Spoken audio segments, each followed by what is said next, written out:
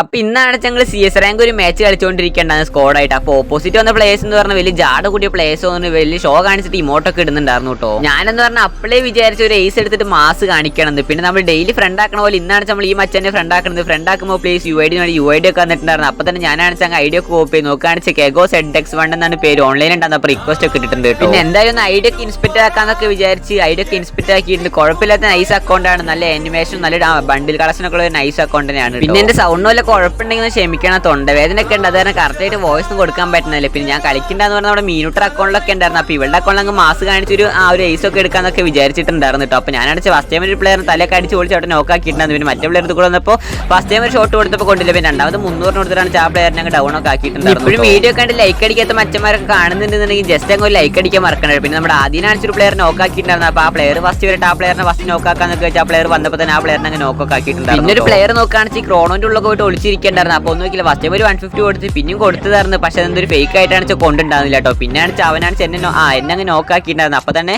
ഇപ്പോൾ അപ്ഡേറ്റിന് ശേഷം ഒരു സംഭവം റിവ്യൂ അടിക്കാൻ വന്നിട്ടില്ല. ആ സംഭവത്തിലാണ് ചെന്നെ റിവ്യൂ അടിച്ചത്. അപ്പോൾ ഞാൻ നീച്ചപ്പോൾ തന്നെ ആ പ്ലെയറിന് ഒന്ന് 150 കൊടുത്ത് സോണിയാക്കിയിട്ട് പിന്നെ ഒരു ഏസ് എടുത്ത് മാസ് കാണിച്ചിട്ടുണ്ട്. പിന്നെ നമ്മുടെ അക്കൗണ്ടിൽ ഇമോട്ടില്ലാത്ത സ്മോക്ക് എടുത്തിട്ട് ഇമോട്ട് ആകുമ്പോൾ സ്മോക്ക് കാണിച്ചാൽ മാസമായിട്ട് ഒരു കോടിയും കുത്തിയിട്ടുണ്ട്. അപ്പോൾ ശരി എന്നാ.